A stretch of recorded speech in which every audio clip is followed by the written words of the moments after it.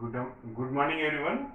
Today I am going to explain you about the sixth lesson in 10th class, the people. So population is important element in social studies. The people means population is important element in social studies. Whenever we refer about the development, uh, the people that we keep in our mind. So whenever we refers about the development of the society, the people that keep in our mind. So the idea of equality depends on the people in the society. The idea of equality is depended on the people in the society. So like that, the people anything, the different welfare programs and the different development programs are implemented in the society for the people. So in India there are 92% of the population come under the unorganized sector. So the people, most of the people can't able to fulfill their requirements. At the same time, they can't able to fulfill their family requirements, and they are struggling for job. They are struggling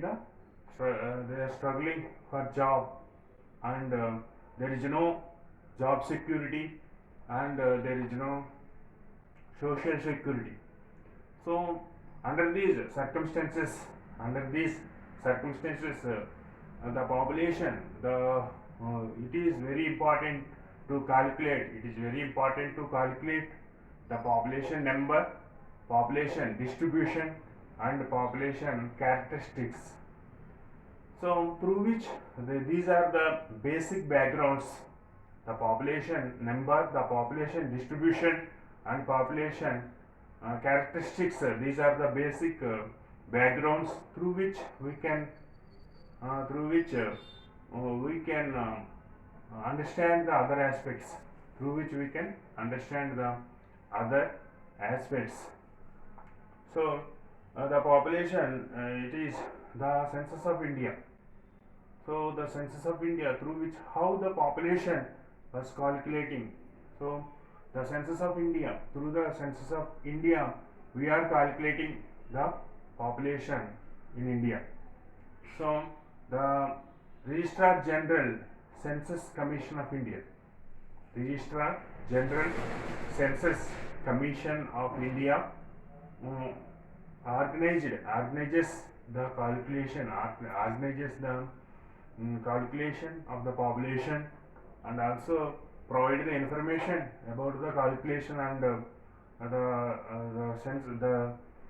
Registrar General, Census Commission of India, the keeping the records of the population within the total within the India. So like that, the census of India are the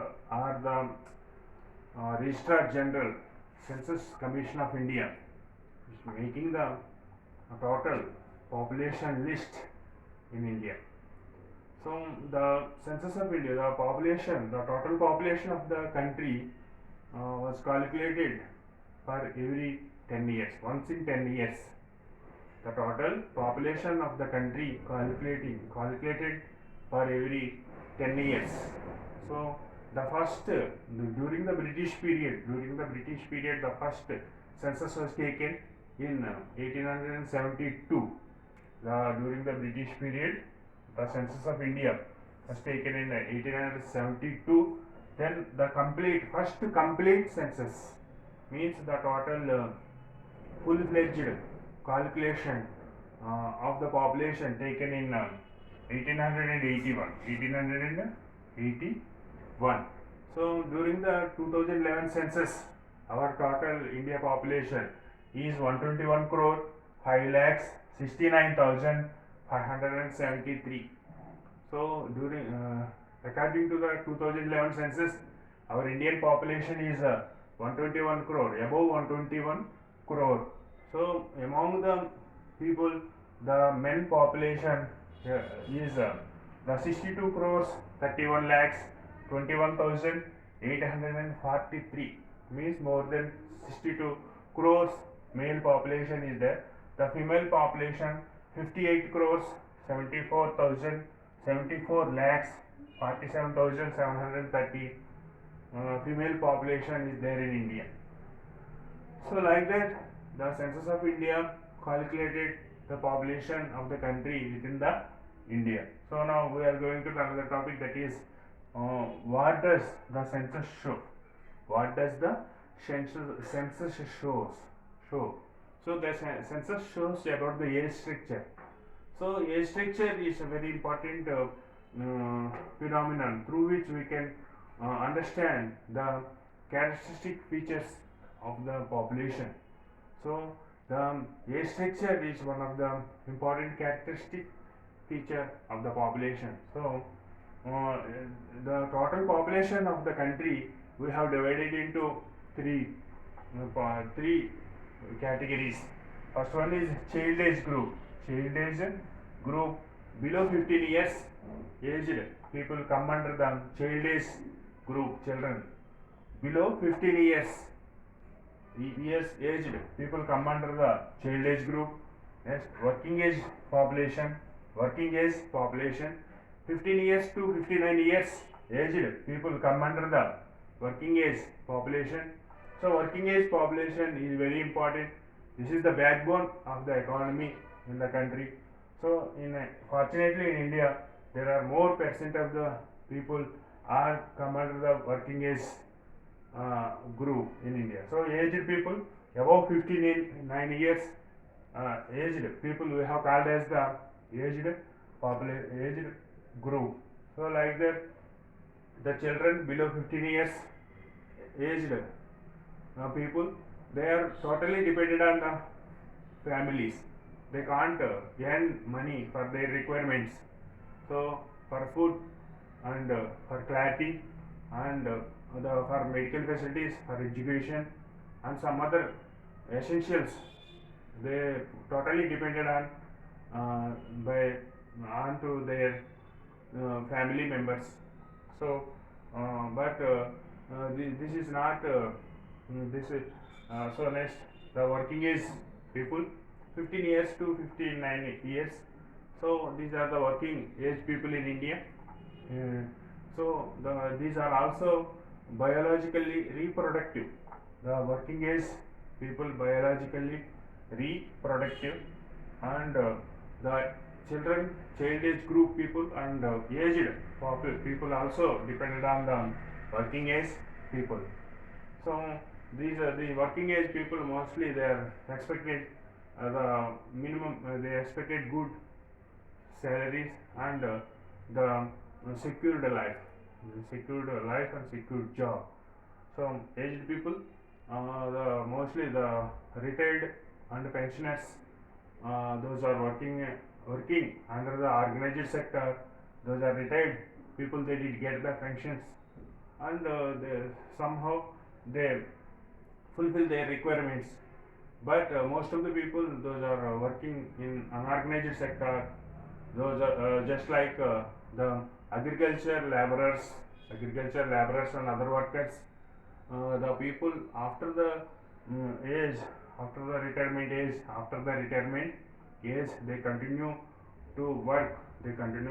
As much physically as possible. As much physically as possible, they continue their work. Mostly these people have the medical expenses are high in aged people. So like that, these three, the age structure means we have categorized into three: the child age group and age group. Now we are learning about the age structure. What is the definition of the age structure? So the age structure of the population refers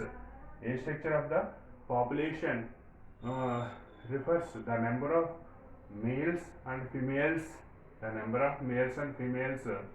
in different age groups within the country. Is called as the age structure. What is an age structure? Means age structure of the population